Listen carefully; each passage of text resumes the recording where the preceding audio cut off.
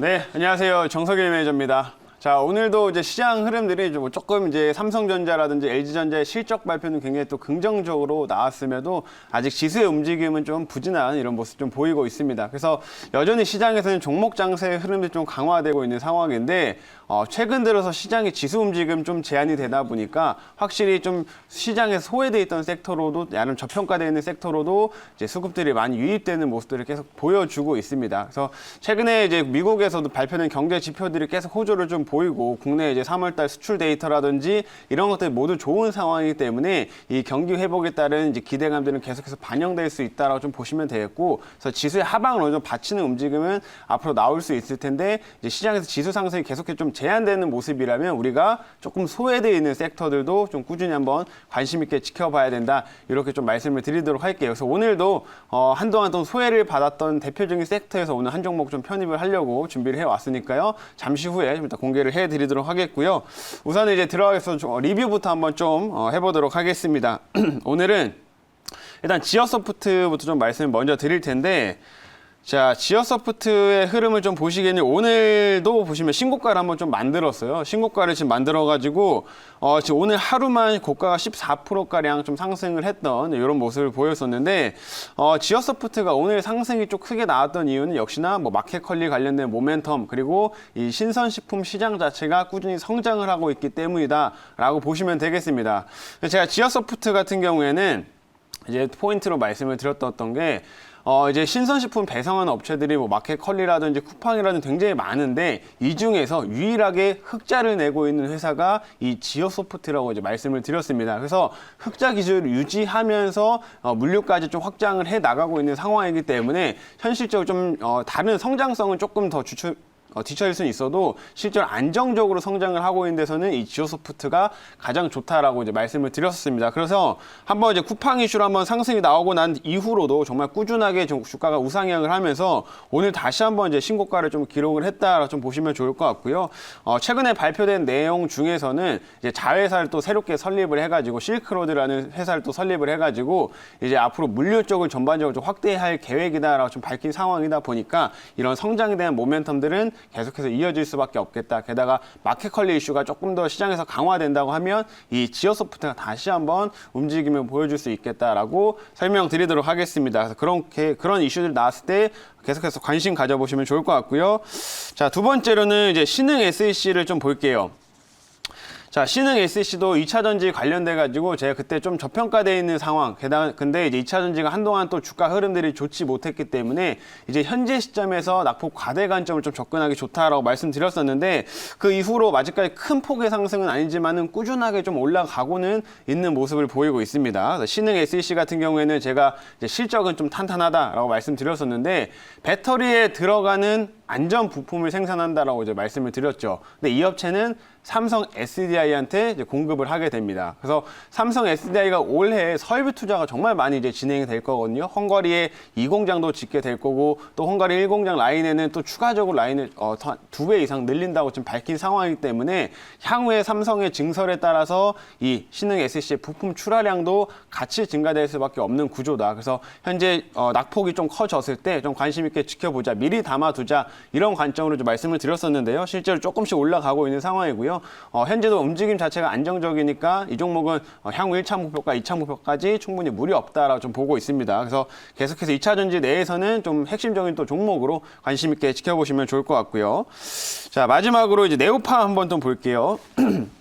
자, 네오팜도 보시면 이거 어제 이제 편입을 한 종목이었었는데 오늘 지금 2.3%가량 좀 상승을 하고 있습니다. 그래서 편입 이후로 좀 꾸준히 좀 오르고 있는 상황이다라고 보시면 되겠고, 네오팜도 역시나 이제 화장품 섹터잖아요. 근데 이제 많이 소외를 받았던 대표적인 섹터 중 하나인데 제가 이제 내수주가 조금 관심을 받기 시작했다라고 하면서 올해 실적 성장이 좀 기대가 되는 이 네오팜을 한번 관심 있게 지켜보자라고 설명을 드렸습니다. 그래서 어제 편입하고 정말 꾸준하게 좀 이렇게 올라가고 있는 상황인데 밸류에이션에 대한 매력도도 굉장히 높은 구간이니까 앞으로도 계속 관심 있게 지켜보시면 좋을 것 같습니다.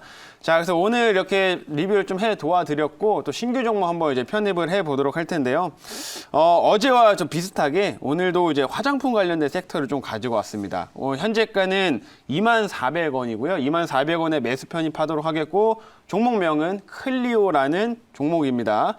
자, 클리오라는 종목은 화장품 쪽에서 또 나름 유명한 이런 브랜드라고 보시면 될 것 같은데, 뭐 여성분들 같은 경우에는 이 회사의 제품들을 실제로 써보신 경험도 충분히 있을 거예요. 이 업체 같은 경우에는 이제 색조 화장품 쪽에서 굉장히 유명한 회사라고 보시면 될 것 같습니다. 그래서 지난해 또 코로나 때문에 우리가 화장품을 많이 안 쓰다 보니까 당연히 실적이나 이런 부분 조금 부진한 흐름들이 있었었는데, 워낙 또 소외를 받았던 섹터이기 때문에 가격이 조정이 크게 들어오면서 밸류에이션에 대한 매력도가 좀 높아진 상황이다라고 좀 보시면 될 것 같아요. 그래서 지난해에는 이제 우리가 바깥 활동을 안 했기 때문에 시장에서는 이제 색조 화장품을 사용을 많이 안 했었는데, 이제 올해 같은 경우에는 바깥 활동이 늘어나면 이 색조 화장품의 사용량이 더 증가되기 때문에 자, 그 기저 효과는 훨씬 더 클 수밖에 없다라고 보시면 될 것 같습니다. 자, 구체적인 내용을 이제 한번 자료를 좀 보면서 말씀드려 보도록 할게요.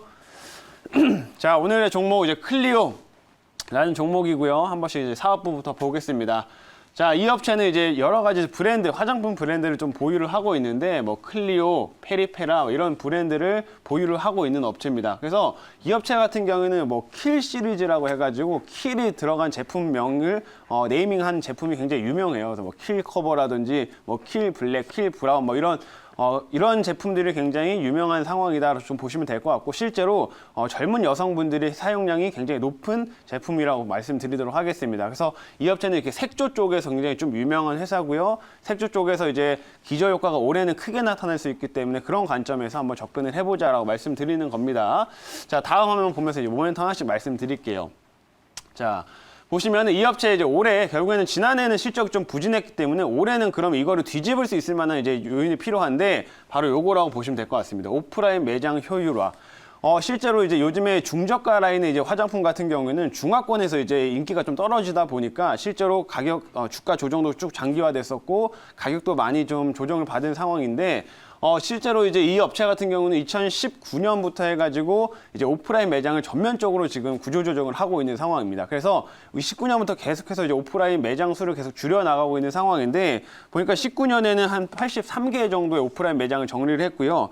이 작년 같은 경우에는 지난해 같은 경우에는 48개의 이제 오프라인 매장을 정리했고, 올해는 38개 정도의 매장을 정리할 예정이에요. 그러면 이 부진했던 오프라인 매장들이 정리가 되면서 수익성이 크게 개선되는 흐름들이 올해는 나타날 거다라고 보시면 될 것 같고요. 실제로 이제 구조조정을 하면서 2019년에는 실제로 매출이 한번 좀 크게 성장을 했었습니다. 근데 지난해 코로나 때문에 잠깐 내려갔다가 올해 같은 경우는 이제 기저효과가 나타나면 다시 그 흐름들이 좀 상승으로 잡을 수 있다라는 부분들 이제 포인트로 말씀드리도록 하겠고요.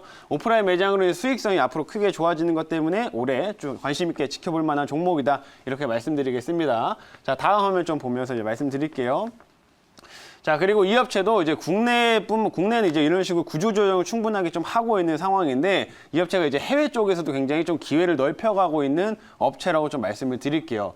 자, 보시면은 뭐 일본이 요즘에 K-뷰티가 유행을 한다, 뭐 이런 식의 기사들이 많이 나오는 상황인데, 실제로 여기 보시게 되면 뭐 우리 클리오 같은 경우도 뭐 신규 론칭에 힘입어가지고 일본 시장에서 굉장히 큰 폭으로 성장을 했다라는 내용들이 여기에 담겨 있는 상황입니다. 그래서 보시면은 클리오가 작년 매출이 전년 대비해서 일본 쪽에서 120% 정도 이상 성장을 했다라는 내용이 지금 나와 있는 상황이고요. 일본 쪽에서도 이렇게 플랫폼을 점점 확대시켜 나가면서 매출 성장 이어가고 있고, 또 최근에 중화권 쪽에서도 요새 이제 플랫폼을 점점 다각화시켜 나가고 있습니다. 중화권에서는 오프라인 매장을 전면 철수를 했고요. 이제 온라인 쪽에서 뭐 틱톡이라든지 이런 유명한 인플루언서들을 활용해가지고 마케팅을 하면서 온라인 시장을 점점 확대시켜 나가고 있기 때문에 이 해외 시장의 성장성도 기대해볼 만하다라고 좀 보시면 될 것 같습니다. 그래서 이런 부분들을 힘입어서 올해는 실적 성장 좀 기대된다라고 보시면 되겠고, 자, 마지막 화면 좀 보겠습니다. 자. 화장품들이 결국에는 대부분 주가가 좀 조정이 들어왔기 때문에 밸류 매력도가 좋은 종목들을 골라내는 게 필요한데, 이 업체를 보시게 되면 이제 PER 밴드를 지금 갖고 왔습니다. 보시면은 지금 가장 하단에 터치하는 순간이 여기 코로나 때 한번 제일 하단에 터치를 한번 했었어요. 근데 현재까지도 보시면 PR이 그렇게 높은 구간까지 올라온 상황은 아닙니다. 그래서 아직까지는 PR 한 저가 부근에 좀 위치해 있는 상황이기 때문에 충분히 상승 동력은 많이 남아있다라고 보시면 되겠고, 올해 그 실적이 좀 회복이 되면서 주가가 성장할 수 있다, 이렇게 말씀드리도록 하겠습니다. 자, 그럼 자리 돌아와서 가격 전략을 바로 말씀을 드리도록 할게요. 자, 1차 목표가는 22,000원을 제시하도록 하겠고요. 2차 목표가는 24,000원, 그리고 손절가로는 18,200원을 손절가로 제시하도록 하겠습니다.